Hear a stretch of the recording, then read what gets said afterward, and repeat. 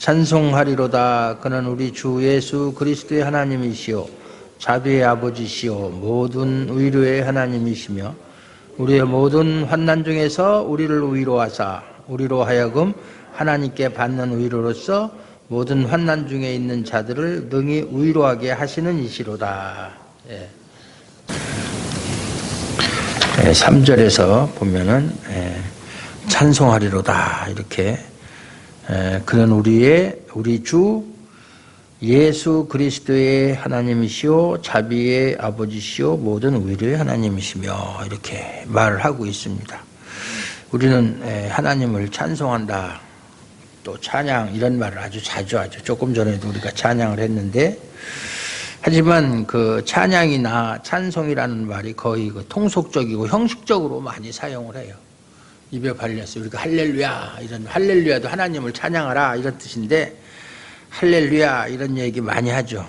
특히 목사님들이 할렐루야라는 말을 많이 하고, 할렐루야 그러면 또 성도들은 또 아멘 뭐 그렇게 하고, 물론 창조주이신 하나님, 위대하신 하나님을 찬송하는 것은 당연한 것이고, 또 우리가 찬송가나 복음성가를 부르면 찬송하는 것으로 그렇게 알고 있죠.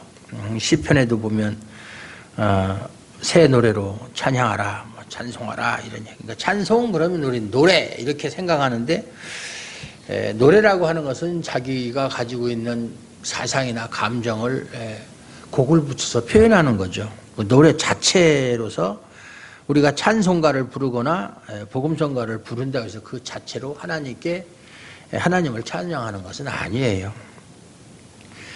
왜냐하면 우리가 찬양을 할 때 보면 자신의 기분에 따라서 찬양을 하는 경우가 많습니다. 여러분이 슬픈 일을 당했을 때 하나님을 찬송하는 노래가 자연스럽게 나온다는 것은 상당히 어려운 일이거든요. 기분 좋은 일, 모든 일이 자기 뜻대로 되었을 때, 기쁠 때, 그런 때는 찬송하기가 쉽고 찬송이 잘 나오는데, 정말 어려운 일을 당했을 때 하나님을 찬송하는 그런 찬송을 한다는 것은 참 어렵다. 왜냐하면 자기 감정을 무시할 수 없기 때문에 그래요.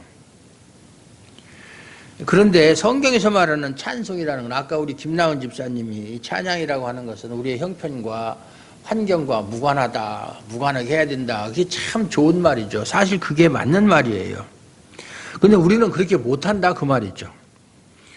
여기 3절에서도 보면 찬송하리로다 그렇게 말을 하고 나서 우리의 모든 환난 중에서 우리를 위로하사 우리로 하여금 하나님께 받는 4절에 보면 모든 환난 중에 있는 자들을 능히 위로하게 하시는 이시로다 이렇게 말을 하고 있어요.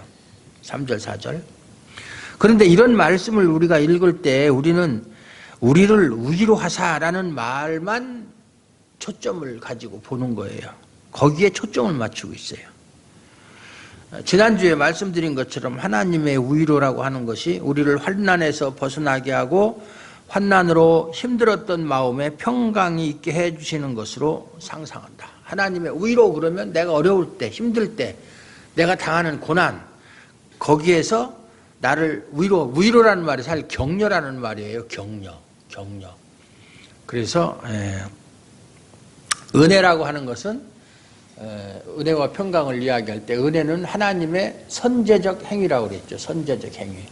우리의 어떤 정당성이나 자격이나 이런 것을 따지지 않고 하나님이 무조건 어떤 조건, 자격, 관계없이 무조건적으로 주는 호의 또는 선물, 그런 것이고, 위로라고 하는 것은 그러한 은혜가 겉으로 구체적으로 나타난 행위를 갖다가 위로라고 그러는 거예요. 그러니까 은혜가 눈에 보이는 건 아니잖아요. 그냥 우리가 느끼는 것이지, 감정적으로, 생각으로. 그런데 위로라고 하는 것은 겉으로 나타나는 거예요. 겉으로 나타나는 거예요. 그래서 은혜가 겉으로 나타난 것이 위로다 이렇게 생각하시면 돼요. 근데 우리는 위로 그러면 그저 내가 어려울 때 하나님이 나를 그 어려움에서, 고난이나 환난이나 그 어려움에서 건져주는 것, 그렇게만 생각한다 이 말이에요. 그러니까 결국 우리는 생각하는 것이 하나님을 우리를 위한 하나님. 하나님이 계신 것은 우리를 위해서. 하나님이 일하신 것도 우리를 위해서. 그렇게 상상하고 기대하는 것. 그래서 그것이 우리가 찬송해야 될 이유다. 이렇게 생각한다. 대부분. 그렇잖아요? 네.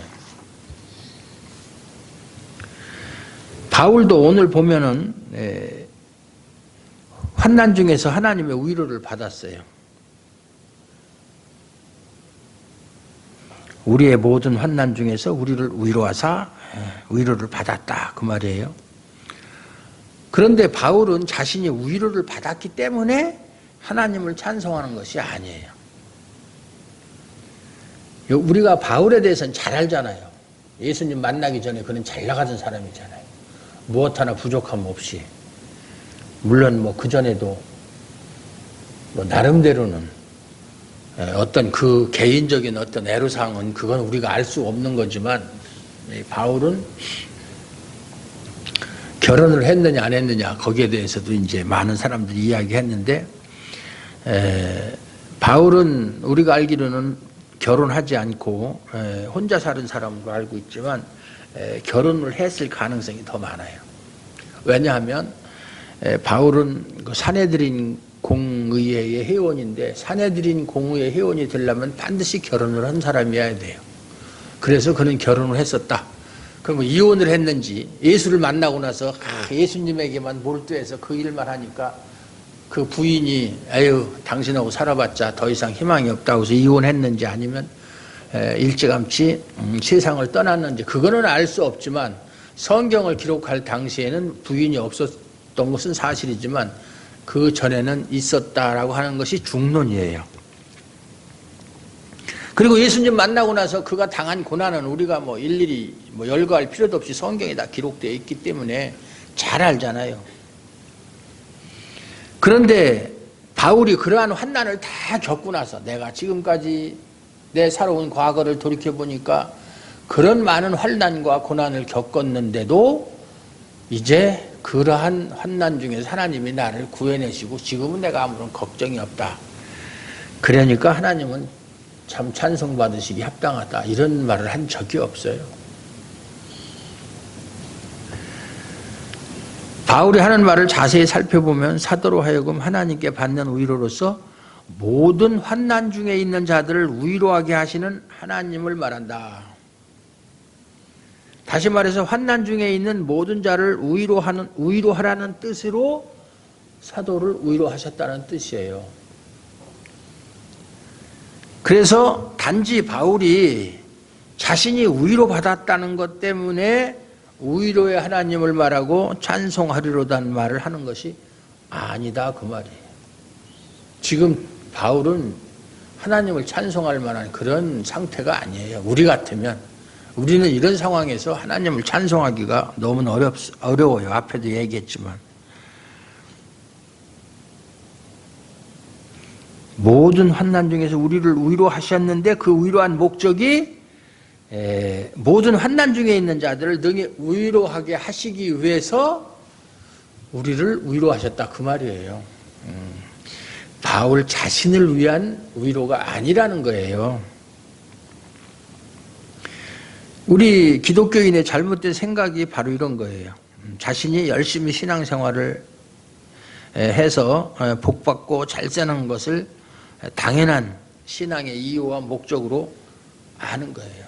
내가 신앙생활을 열심히 해서 하나님께 복을 받아서 잘 살겠다라고 하는 것이 신앙의 이유와 목적이다. 그 순복음교회에 아주 표가 있잖아요. 요한 3서 2절이죠. 2절인가? 사랑하는 자요. 네 영혼이 잘됨 같이 네가 잘되고 강건하기를 내가 간구하노라. 그건 뭐 교회도 붙여놓고 뭐 말할 때마다 그 얘기하죠. 그게 신앙생활의 이유예요. 영혼도 잘되고 육신도 잘되고 몸도 건강하고 하는 일도 잘되고 다 잘되는 그렇게 알고 있어요. 대부분 사람들이. 그리고 이제 하나님이 잘 살게 하시면 이웃을 돕고 구제하는 것이 또 하나님이 주신 복과 은혜에 보답하는 것이다 이렇게 생각하죠. 하지만 여기에는 이웃을 돕고 구제하면 하나님께서 계속 복을 주실 것이라는 기대감, 그것이 없지 않다고 할 수 없다. 내가 계속 이웃을 구제하고 또 이렇게 그렇게 사랑을 베풀면 하나님께서 또 거기에 대해서 또 뭔가 주시겠지 하는 기대감이 있다 그 말이죠. 그러니까 명분은 이웃을 돕는 것이지만 따지고 보면 이웃 사랑이 아니라 자기 사랑이 되는 거예요. 자기 사랑. 이러한 것을 하나하나 따져보면 분명한 것은 딱 나와요. 인간은 하나님을 알지 못한다. 잘 모른다. 하나님을 알지 못하기에 하나님이 일하시는 것도 알 수 없어요. 하나님의 일하심이라고 하는 것을 인간이 가지고 있는 생각, 인간이 가지고 있는 하나님에 대한 상식과 통념, 자기 열망으로 자기 멋대로 생각하는 거예요. 그래서 인간을 위해 존재하는 하나님 아닌 하나님으로 교회가 점령해버렸다. 그러니까 하나님이 아닌 것을 하나님으로 생각하는 것이 교회를 점령하고 있다 그 말이에요. 잘못된 하나님에 대한 관념이 교회의 편만에 있다 그 말이에요. 이제 하나님이 어떤 분이신지, 하나님이 무슨 일을 하는지 인간의 생각으로 그걸 규정해버렸다. 인간의 생각, 자기 생각대로. 에스겔서, 구약 에스겔서 13장 6, 7절에 보면 여호와께서 말씀하셨다고 하는 자들이 허탄한 것과 거짓된 점괘를 보며 사람들에게 그 말이 확실히 이루어지기를 바라게 하거니와 그들은 여호와가 보낸 자가 아니라 너희가 말하기는 여호와의 말씀이라 하여도 내가 말한 것이 아닌즉 어찌 허탄한 묵시를 보며 거짓된 점괘를 말한 것이 아니냐. 이게 무슨 말이에요? 선지자가 여호와의 말씀을 전했다고 하지만 하나님이 말씀하시지 않은 허탄한 묵시 계시죠. 거짓된 점괘였을 뿐이라. 그러니까 하나님의 말이 아니고 제 얘기라는 얘기예요. 그러니까 평강이 없으나 평강의 묵시를 보았다. 사실 하나님은 평강을 말씀하신 적이 없는데 그 말을 전하는 사람은 평강의 계시를 받았다. 묵시를 보았다. 그렇게 이야기한다는 거예요. 13장 16절에 보면 하나님은 이스라엘이라는 하나님은 이스라엘 편이다. 이방인과는 완전히 다른 독특한 하나님의 은혜의 대상이다. 언제나 하나님은 이스라엘 편이다 라는 그런 생각에서 나오는 말이고 그것을 당연한 하나님의 말씀. 예레미야서를 보세요. 거짓 선지자와 예레미야 선지자. 예레미야 선지자는 항복하라고 그랬죠. 항복하고 애굽으로 끌려가라. 완전 바벨론으로 끌려가라. 근데 거짓 선지자 하나니아나 시드기야는 뭐라고 얘기합니까? 야, 너만 선지자냐? 나도 선지자다.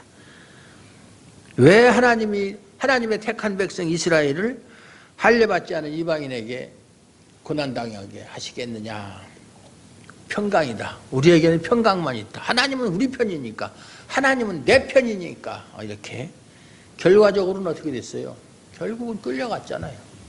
끌려가고 고난당하고 그걸 반대했던 유다의 마지막 왕은 자기가 살아서 마지막으로 본 것은 자기 눈앞에서 두 아들의 죽음을 본 것이 눈 뜨고 본 마지막 장면이고 그 이후로 두 눈이 뽑히고 쇠사슬로 묶여서 바벨론으로 끌려간 그런 비참한 생애를 마치게 됐어요. 하나님 말씀 안 들으면 당연한 거죠. 이러한 이스라엘의 현실, 하나님은 우리 편이다. 이스라엘 편이다. 그래서 우리가 어떻게 했어도 하나님은 우리를 돕는다라는 생각이 지금 교회까지도 그것이 퍼져 있는 사상이다. 그 말이에요. 이렇게 말씀드리는 이유는 하나님께 대한 인간의 종교성으로 해석하지 찬송하리로다 하는 말을 하나님에 대한 인간의 종교성으로 해석하지 말기를 바라는 마음에서 그렇게 말씀을 드리는 거예요. 여기 본문에 나오는 대로 무엇보다 바울은 고난이 지나간 후가 아니라 고난 가운데서 하나님을 찬송하고 있음을 우리가 알아야 돼요. 그리고 우리는 언제 어떤 상황에서 하나님을 찬송하는가에 대해서도 깊이 돌아봐야 돼요. 하나님은 우리가 처한 상황에 따라 찬송의 여부가 달라지는 것이 아니라 모든 삶이 하나님을 찬송하는 것으로 연결되어야 되는 거예요. 상황과 상관없이. 아까 김나온 집사가 얘기한 것처럼. 그런 걸 어떻게 알았지? 항상 하나님 말씀을 묵상하면 하나님께서 지혜를 주세요. 하나님 말씀은 그것을 사모하는 자에게 그 뜻을 깨닫게 해 주시거든요. 어제 식당을 갔는데 식당에다가 가면 막 사람들이 막 낙서도 해놓고 막 그러잖아요. 사진도 붙여놓고. 근데 거기 어떤 시인지 뭔지 뭐 다 기억은 전체적인 기억 못하는데 그런 말이 있더라고요. 사람이 살다 보면 기쁜 일도 있고 슬픈 일도 있다. 그런데 그런 일들이 모여서 하루하루가 모여서 한 달이 되고 또 한 달이 모여서 1년이 되고 우리의 인생이 된다. 이렇게 슬픈 일, 기쁜 일에 너무 연연하지 말고 오늘 하루 충실하게 사는 것이 참 보람있게 인생을 사는 거. 그거 막 흔히 할 수 있고 누구나 생각할 수 있는 그런 말인데 술 취해서 써는 건지 맨정신으로 써는 건지 알 수 없지만 그 짧은 말 그냥 뭐 이렇게 휘갈겨 놓은 그런 글씨 하나에도 그래도 진리는 있어요. 사람이 살다 보면 좋은 날만 있을 수 없어요. 그렇다고 슬픈 날만 있는 것도 아니에요. 슬픈 날도 있고 아까도 얘기했지만 바람 부는 날도 있고 따뜻한 날도 있고 더운 날도 있고 추운 날도 있고. 시편 146편 1, 2절을 보면 할렐루야 내 영혼아 여호와를 찬양하라. 나의 생전에 여호와를 찬양하며 나의 평생에 내 하나님을 찬송하리라. 평생에. 우리 평생에는 기쁜 날이 있고 슬픈 날도 있어요. 따라서 평생에 하나님을 찬송하리라는 말은 기쁜 날이든 슬픈 날이든 찬송하겠다는 뜻이에요. 하지만 과연 슬픈 날에 찬송이 가능합니까? 저도 슬픈데 뭐 슬픈 것이 이유가 여러 가지가 있죠. 뭐 생각하는 대로 뭐 일이 잘 안 돼서 정신적인 슬픔도 있고 고통도 있고 몸이 아파가지고 슬픈 것도 있고 몸이 아파서 여기저기 쑤시고 막 아픈데 그때 하나님을 찬송하는 그런 마음이 생길까요? 그건 참 어려운 얘기죠. 옛날에 제 동생이 나이 41살에 젊은 나이에 참 세상을 떠났어요. 위암으로. 세상을 떠났는데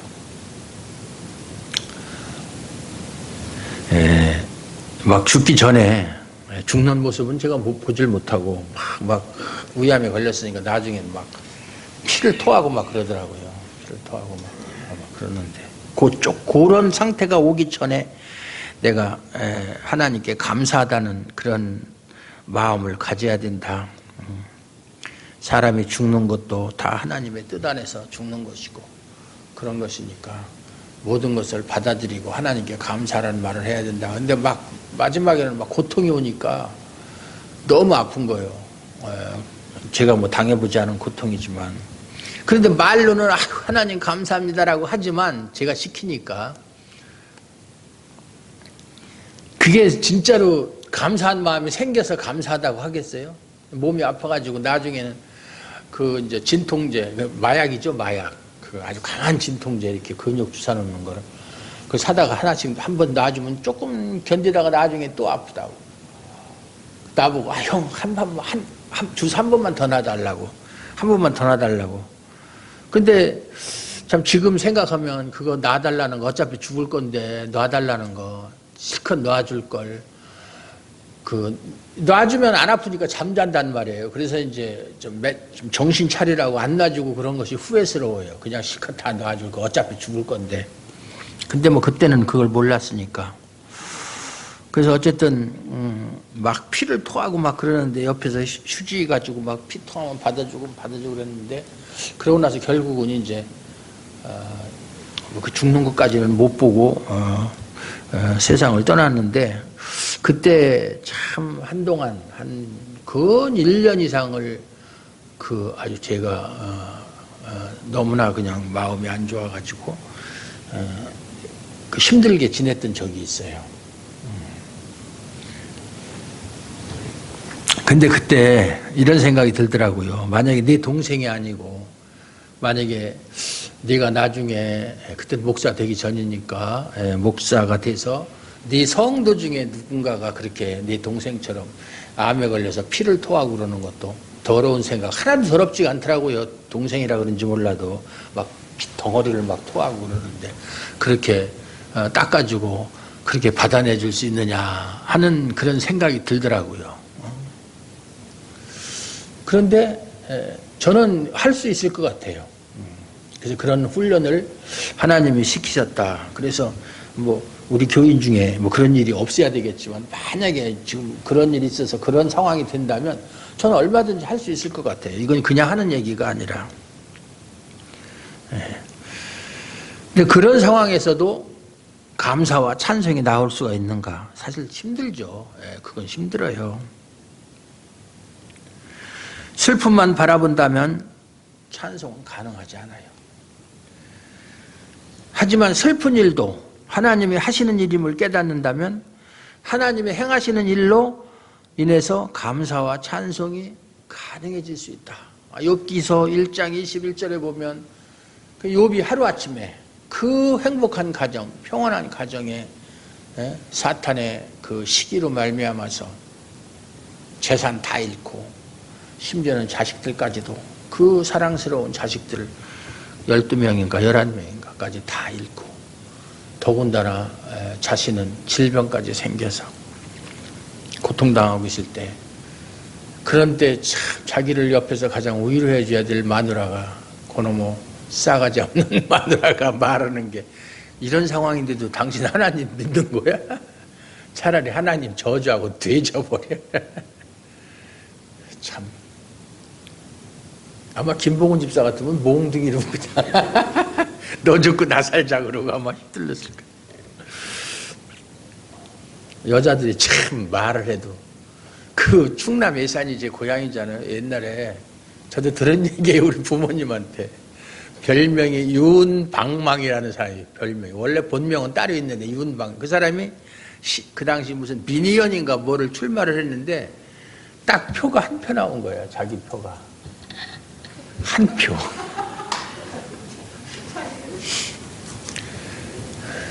그러니까 이 사람이 하도 어이가 없으니까 자기 밥 먹으면서 자기 마누라한테, 그렇게 그래, 나를 지지하는 사람이 없는가? 당신은, 자기 마누라한테, 당신은 그래, 자기 남편 안 찍고 누굴 찍었느냐? 그러니까 이 여자가 뭐 다른 말을 했으면 되는데, 그럼 내가 왜 안 찍어? 내가 찍었지.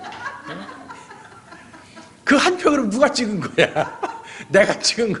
그 한 표 누가 찍어? 자기가 찍은 거지. 근데 그 한 표를 자기가 찍은 거라고 빡빡 우기는 거야. 그러니까 이 사람이 저기 화가 나가지고서 밥 먹다가 옆에 옛날에 다대미 있고 방맹이 있잖아요. 그거 갖고 던졌는데 맞아서 죽었어요.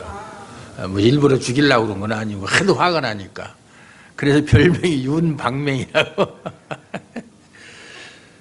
가만히나 있지. 그 욥의 마누라나 똑같은 사람이죠, 그냥.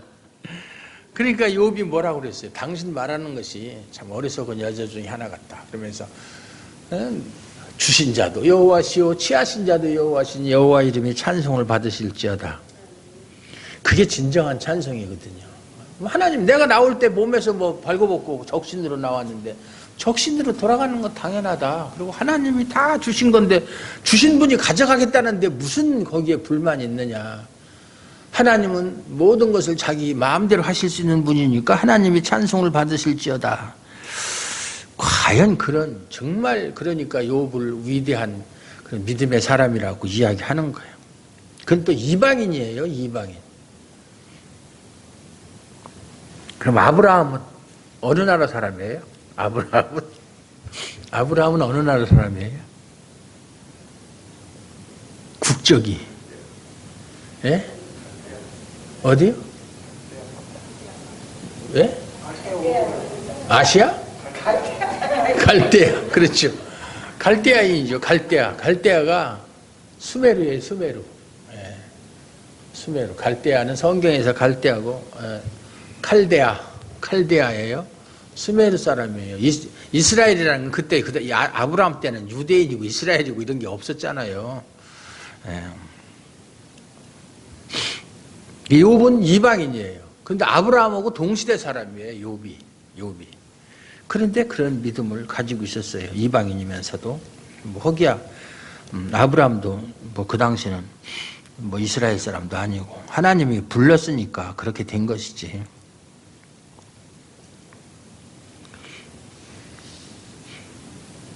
그래서 모든 일이 하나님이 하신 일이다. 이것을 깨닫고 믿는다면 감사와 찬송이 가능할 수 있다. 그렇다면 찬송은 누가 할 수 있느냐? 성령 받은 신자만 할 수가 있다. 성령 받은 사람만이 이 모든 일은 나에게 닥쳐오는 슬픈 일, 괴로운 일, 뭐 이런 모든 것이 하나님으로부터 왔다는 것을 인정하기 때문에, 그걸 믿기 때문에 찬송할 수 있다. 그 말이에요. 세상 사람은 불가능하죠. 우리가 잘 아는 시편 23편 여호와는 나의 목자시니 내게 부족함이 없으리로다 하는 시편 23편 5, 6절을 보면 주께서 내 원수의 목전에서 내게 상을 베푸시고 기름을 내 머리에 부으셨으니 내 잔이 넘치나이다. 내 평생에 선하심과 인자하심이 반드시 나를 따르리니 내가 여호와의 집에 영원히 살리로다. 그런 말씀이 있잖아요. 평생에 하나님의 선하심과 인자하심이 반드시 나를 따른다는 고백은 살아있는 동안의 모든 일이 선하심과 인자하심에 의한 하나님의 인도하심이라는 뜻이에요. 내가 살아있는 동안에 하나님의 선하심과 인자하심이 그 선하심과 인자하심으로 하나님이 나를 인도하신다. 내 평생에. 그 뜻이에요. 그러니까 평생을 하나님의 도우심으로 살았다는 것이고 고난이나 환난이나 또한 우리를 도우시는 하나님의 인자하심과 선하심이라는 사실이다. 환난이고 뭐고 간에 슬픈 일이고 기쁜 일이고 좋은 것만이 아니라 나쁜 일도 내가 감당하기 때로는 어려운 일조차도 하나님의 인자하심과 선하심이라는 사실이다. 그 말이에요. 예. 그런데 사람들은 어떻게 생각합니까? 하나님의 도우심을 자기 일이 잘 되는 것으로 생각을 해요. 자기 일이 잘 되면 하나님이 나를 도우셨다. 제가 언젠가도 얘기했죠. 제가 아는 어느 권사님이라 하면 나이 많지도 않은데 자기 딸이 입시를 앞두고 있으면 평소에는 새벽기도 안 나와. 장로 부인이에요. 근데 평소에는 새벽기도도 안 나오다가 입시 때만 되면 나와요. 그때만. 3년에 한 번씩. 근데 나올 때 그냥 나오는 게 아니라 그때는 하나님께 나오기 전에 헌금을 왕창 해요. 왕창. 거액으로. 그 하나님께 뇌물 쓰는 거예요. 뇌물. 그러고서는 막 새벽기도 나와서 자기가 원하는 대로 자기 자녀가 좋은 학교에 가면 하나님의 은혜다. 하나님은 살아계신다. 이렇게 이야기를 하고 뜻대로 안 되면 이제 참 사람들한테 그렇게 아주 기죽은 모습을 보인다고 그런 얘기를 많이 들었거든요. 그러면 자기를 도울 때는 하나님이 계신 거고 자기를 돕지 않고 자기 일이 잘 안 될 때는 하나님이 없는 건 아니잖아요. 자기 중심적으로 생각하니까 그래요. 그렇기 때문에 평생을 하나님이 도우셨고 하나님의 도우심으로 살아왔다는 것을 깨닫질 못해요. 하나님의 도우심이라는 것이 잘 되는 것으로만 생각하면 안 되는 일이 있을 때는 하나님이 안 도우셨다는 얘기잖아요. 그런데 사실은 여기 시편에 나오는 내용들이고 뭐 어디 다 보면은 믿음의 사람들은 평생 동안 좋을 때나 슬플 때나 기쁠 때나 어려울 때나 다 하나님이 나를 돕지 않은 때가 없었다는 얘기잖아요. 예. 그게 믿음이죠. 그게 신앙이고. 예. 그렇기 때문에 감사든 찬송이든 있을 수가 없어요. 자기가 괴로울 때는 그런 게 있을 수가 없어요. 그때는 하나님이 멀리 가 계신 거예요. 아니면은 외면에 계시거나 아니면 나에게 관심을 갖지 않거나 이렇게 생각하는 상황에서는 감사나 찬송이 나올 수가 없다는 얘기죠. 결국 기독교인들이 알지 못하는 것이 뭐냐면 하나님께서 자기 백성을 참된 복의 세계로 인도하시고 도우신다는 사실을 그걸 놓치고 있다. 예, 그걸 놓치고 있는 거예요. 우리 인생에 진심으로 좋은 것, 또 나한테 유리한 것, 복이 되는 것이 무엇인가를 한번 생각해 보자고요. 베드로전서 1장 24절에 보면 베드로는 모든 육체는 풀과 같고 또 우리 육의 영광은 풀의 꽃과 같다. 이렇게 얘기하잖아요. 아무리 화려하고 아름다운 꽃도 잠시 떨어질 날이 반드시 온다. 화무 11홍이라는 말이 있잖아요. 화무 11홍. 예, 화무 11홍. 아무리 꽃이 아름다워도 열흘을 넘기지 못한다는 얘기예요. 야고보서에서도 보면 부자들에 대해서 뭐라고 그랬어요? 그 부라는 것도 지나가는 것이다. 왔다가 가는 것이다. 예. 뭐 자기가 아무리 생전에 돈을 많이 벌어서 쌓아놔도 죽으면 그거 뭐 다 자기가 누가 쓸지도 모르잖아요. 그 부자와 나사로의 비유에도 보면 그런 얘기가 있죠. 그럼에도 현재의 육체의 본성과 화려함과 가치의 인생의 의미를 두고 하나님을 찾는 것은 반드시 있을 장래일을 믿지 않거나 무시하는 어리석음이다. 그 말이에요. 잠시 잠깐 오면 아까도 얘기했지만 지금은 심판이 진행되는 중이라고 그랬죠. 아까 시간에.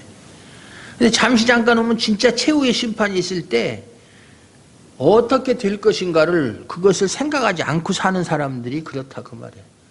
그런 사람들이 현실의 가치를 두고 살아간다 그 말이에요. 예. 우리가 믿는 예수님은 십자가에서 죽임을 당하셨어요. 그런데 예수님을 믿는 우리가 세상에서의 인생의 가치에만 뜻을 둔다면 그것이 과연 십자가를 향한 온전한 믿음인가 생각해 볼 일이죠. 예수님은 나귀 타고 예루살렘에 들어가실 때 입성했는데 예수님의 제자들은 자가용 타고 들어가고, 예수님은 가난 평생을, 예수님은 재산을 가져본 적이 없어요. 재산이 없었어요. 자기 제자들과 같이 행동할 때 그 예수님을 수발들던 여인들이 있었죠. 자기 어머니를 비롯해서 자기 이모도 그렇고 많은 여인들이 그 예수님과 제자들을 먹을 것과 그걸 다 대준 거예요. 예, 참 그러니까 그런 여자들이 없었으면 예수님이 참 매번 그저 뭐 오병이의 기적을 일으켜서 떡을 만들어 먹을 수도 없었고 참 어려움이 있었을 거예요. 그래서 하나님의 일은 참 그 하는 데서 여자들의 힘이 참 보통 중요한 게 아니에요. 예. 그런데 예수님을 믿는 예수님의 제자들이나 또는 우리도 예수님의 제자들이죠. 근데 우리는 예수님보다 훨씬 잘 살려고 그러잖아요.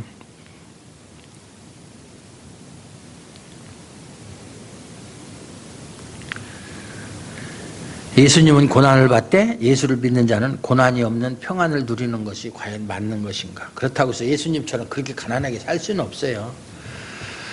세상의 평안이 하늘의 생명보다 더 가치가 있는 것인가를 생각하면서 살아야 된다. 사도행전 16장 24절 25절에 보면 그가 이러한 명령을 받아 그들을 깊은 옥에 가두고 그 발을 착고에 든든히 채웠더니 한밤중에 바울과 실라가 기도하고 하나님을 찬송하며 제수들이 듣더라. 이거 바울과 실라가 왜 감옥에 갇혔어요? 그 빌립보에서 귀신 들려 점치는 여종에게서 귀신을 쫓아내니까 이제 점을 칠 수가 없어요. 그러니까 그 귀신을 참 그 여종을 뒤에서 조종하던 사람들이 자기들이 수입이 줄어들었으니까 끊어졌으니까 그 바울과 실라를 붙잡아서 관리에게로 끌어가서 그렇게 해서 매를 치고 옥에 가둔 거잖아요. 모함을 해가지고 자신들이 받지도 못하고 행하지도 못할 풍속을 전한다. 이렇게 거짓으로 모함을 해가지고 결국 옥에 갇히게 된 거잖아요. 바울과 실라가 깊은 감옥에 갇혔다. 그들이 무슨 잘못을 했어요? 귀신 들린 사람 고쳐준 것밖에 없는데. 인간적인 시각에서 본다면 복음 전파에 상당한 지장이 발생한 거예요. 부지런히 복음을 전파해야 될 사람이 감옥에 갇혔으니까. 그리고 감옥에 갇힌 바울과 실라가 할 수 있는 것은 아무것도 없어요. 그거 감옥 안에서 뭘 할 수 있겠어요? 그래서 우리가 복음을 전한다 그러면 사람이 여기저기 다니면서 예수를 전하는 것으로 생각하는데, 그런데 감옥에 갇혔으면 복음 전파를 위해서 할 수 있는 일은 아무것도 없다. 만약에 우리가 복음을 전하다가 뭐 선교를 나가서 선교를 하다가 또 잡혀서 감옥에 간다든가, 뭐 중국에서도 그런 일들이 많았어요. 예수 전도 설교를 하다가 공안한테 잡혀가면 일단은 뭐 잡혀가가지고 뭐 감옥은 아니지만 벌금을 내든가, 벌금이 상당히 많아요. 몇백만 원 내야 돼요. 벌금을 내든가 아니면 며칠 있다가 뭐 얼마 있다가 추방을 당하거나 뭐 그러는데, 그렇게 해서 우리가 잡혀간다면 또는 잡혀가서 감옥에 갇힌다면 맨 먼저 하는 일이 뭐예요? 하나님께 구해달라고 기도하는 거잖아요. 구해주세요. 여기서 나가게 해주세요. 나 지금 잘못 없어요. 하나님의 일을 하다 왔는데 하나님 도와주지 않으면 어떻게 합니까? 예. 그리고 나서 진짜로 하나님이 그 기도를 듣고 성경에 있는 대로 옥문이 열리고 감옥을 탈출하고 그렇게 해서 나온 다음에 하나님 감사합니다. 그렇게 해서 하나님을 찬양하는 것이 보편적인 생각이잖아요. 찬송은 그럴 때 하는 거잖아요. 내 기도를 들어서 하나님 응답해 줬을 때. 그런데 바울과 실라는 감옥에 있을 때 찬송하고 기도하는 거예요. 아직 구출도 안 됐는데 여전히 감옥에 갇힌 상태에서 찬송했다. 이것은 참 시사하는 바가 큰 거예요. 감옥에 갇힌 것도 하나님이 하신 일이고, 감옥에서 자기들을 구원해 준다고 하면 그것도 하나님이 하시는 일이다. 즉 자신들이 처한 모든 상황의 주체가 하나님이시고 하나님의 선하심과 인자하심이 함께하는 상황으로 확실히 믿은 사람들이다, 그 말이에요. 바울과 실라는. 그러니까 그런 감옥에 갇혀있는 상황 속에서도 찬송할 수 있었다, 그 말이에요. 우리는 다 모든 일이 다 잘 되면 아유 하나님 감사합니다 이렇게 하잖아요. 우리는 끝난 다음에 그 기도를 하고 감사를 하고 찬송을 하잖아요. 그 중간에는 못 하잖아요. 성경에 있는 대로 바울과 실라가 기도하고 찬송할 때 제수들이 듣고, 또 나중에는 제수들의 온 가족이 세례를 받는 결과로 된 것을 우리가 확인할 수 있어요. 바울과 실라가 개인적으로 깊은 감옥에 갇힌 것은 절망적인 상황이지만 하나님이 일하시고 자신들은 하나님의 일에 사용되는 도구로 부름받은 사람들이다, 하나님의 손에 붙들린 사람들이다 라고 하는 그런 인식, 그런 믿음,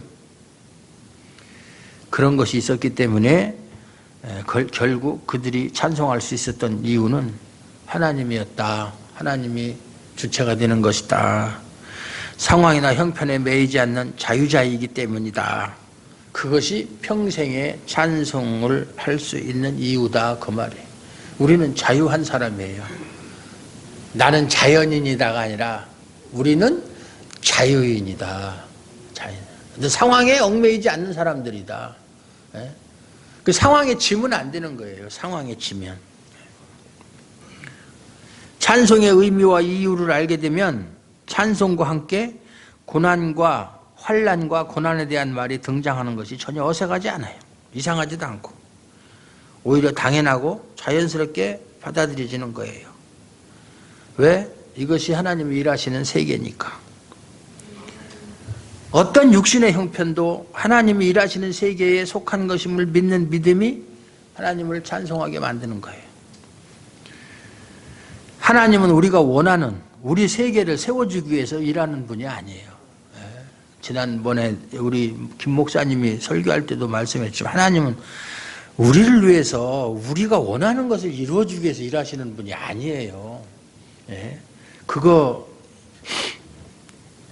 모르면 하나님을 모르는 거예요. 하나님은 하나님의 세계를 세우고자 하시는 그 일에 우리를 도구로 사용하는 것뿐이에요. 하나님이 계획하신 그 일을 이루기 위해서 우리를 도구로 사용하는 거예요. 우리의 평생도 하나님의 도구로 살아가는 것이고, 하나님께서 필요하시다면 우리에게 환난도 주시고 고난도 주시고 때로는 평안도 주시는 거예요. 하나님의 필요에 의해서. 그래서 어떤 형편과 처지라고 해도 하나님만을 바라보는 것이 필요하다. 그러면 고난과 함께 하나님이 위로가 되신다는 사실도 알게 된다, 그 말이에요. 그리고 그 위로로 환난 중에 있는 다른 이를 위로하시는 것이다. 할 수 있다. 내가 위로를 받으면 그 받은 위로를 가지고 다른 환난 중에 있는 사람도 위로할 수 있다. 받은 자만이 줄 수 있는 거예요. 받은 자만이. 사랑을 받아본, 어려서부터 부모의 사랑을 많이 받고 자란 사람이 남도 사랑할 줄 알아요. 사랑은 학습이에요. 학습.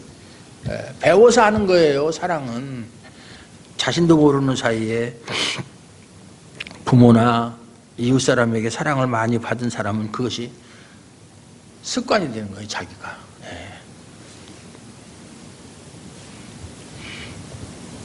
여러분은 지금까지 살아온 것이 하나님의 도우심이었다는 사실을 믿습니까?